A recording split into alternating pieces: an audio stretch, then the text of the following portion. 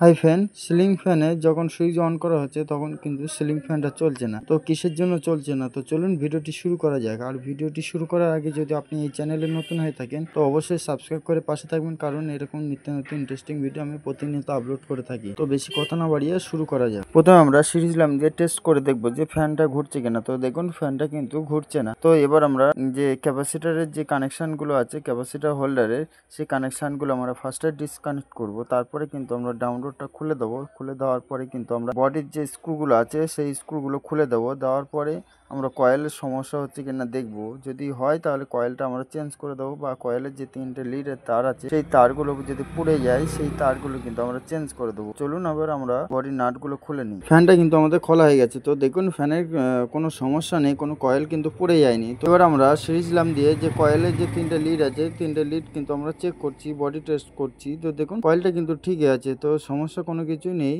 তো এবার আমরা ফিটিং করে দেবো। দেওয়ার পরে আমরা ক্যাপাসিটারটা চেঞ্জ করে দেখবো যে ফ্যানটা ঘুরছে কিনা। চলুন এবার আমরা ফিটিংটা করে নিই। নতুন ক্যাপাসিটার লাগিয়ে দিয়েছি। দেওয়ার পরে কিন্তু আমাদের যে কানেকশনগুলো আছে সেই কানেকশনগুলো কিন্তু আমরা করে নিচ্ছি। দেওয়ার পরে কিন্তু আমরা সিরিজ ল্যাম্প দিয়ে টেস্ট করে দেখবো যে ফ্যানটা ঘুরছে কিনা। তো ভিডিওটি কেমন লেগেছে অবশ্যই জানাবেন কমেন্টে। আর যদি ভালো লাগে অবশ্যই লাইক শেয়ার কমেন্ট করবেন, পারলে নতুন বন্ধুদের কাছে শেয়ার করবেন। আপনি বাড়িতে বসেই কিন্তু এরকম ইলেকট্রিকের জিনিস রিপেয়ারিং করতে পারবেন। তার জন্য কিন্তু আমার ইউটিউব চ্যানেলটাকে অবশ্যই সাবস্ক্রাইব করে রাখতে হবে, কারণ এরকম নিত্য নতুন ইন্টারেস্টিং ভিডিও কিন্তু আমি প্রতিনিয়ত আপলোড করে থাকি। তো ফ্যানটার কিন্তু কোনো প্রবলেম ছিল না, প্রবলেম হচ্ছে ক্যাপাসিটারের জন্য কিন্তু ফ্যানটা ঘুরছিল না। তো ভিডিওটি কেমন লেগেছে অবশ্যই জানাবেন। আর দেখা হচ্ছে পরবর্তী ভিডিওতে, তত সময় ভালো থাকবে।